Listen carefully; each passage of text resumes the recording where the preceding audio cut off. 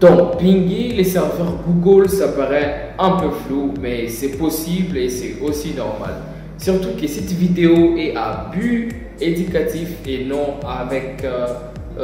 pour l'utiliser à des fins vraiment hostiles.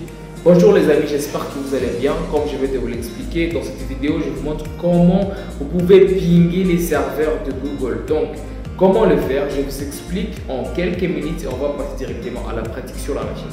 Donc, premièrement, on va se connecter sur un réseau internet et on va regarder directement notre adresse IP. Mais aussi, à part ça, il faut que le réseau en question puisse avoir de l'accès à l'internet, donc avoir la connectivité, de faire quelques recherches sur Google. Et par après, on va prendre l'adresse IP du serveur Google sur lequel on va vraiment réaliser un test de connectivité avec la commande ping dans l'invite des commandes sur la machine. J'espère bien que vous connaissez que la commande ping utilise le protocole ICMP. Donc, sans pour autant tarder, on va passer à la pratique. Donc, en récapitulatif, on doit être connecté sur un réseau. Et puis, à part ça, on va tester la connectivité en utilisant l'adresse IP du serveur Google.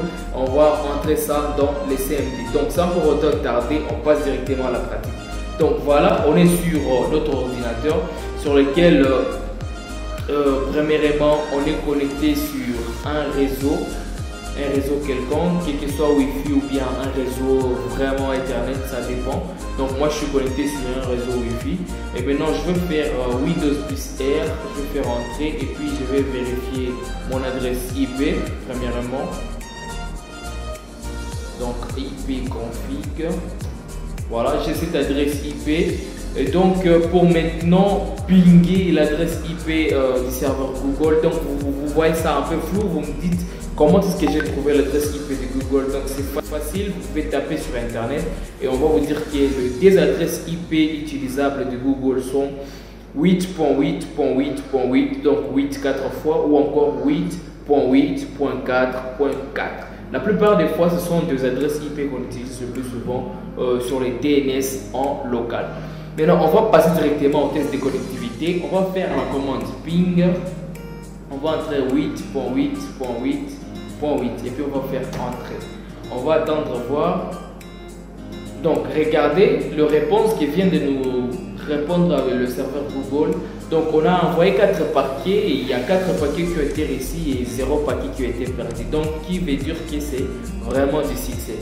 Mais aussi au lieu d'écrire l'adresse IP, on peut écrire encore le nom du domaine de Google. Donc on va le faire, on va effectuer encore la commande ping. On va mettre le 3W, on va mettre .google et .com et puis on va faire entrer.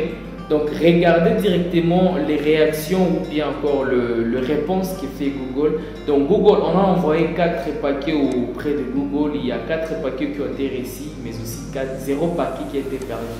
Donc voilà, c'est tout ce que je prévis à vous montrer dans cette vidéo, les amis. Merci d'avoir suivi cette vidéo en intégralité jusqu'ici à la fin. Tout ce que je te demande, c'est d'aimer, exploser le gros pouce bleu si tu es nouveau sur la chaîne. N'hésite pas à t'abonner, surtout active la cloche de notification pour ne rater de nos prochaines vidéos. Alors on se donne rendez-vous dans une prochaine vidéo. Peace out.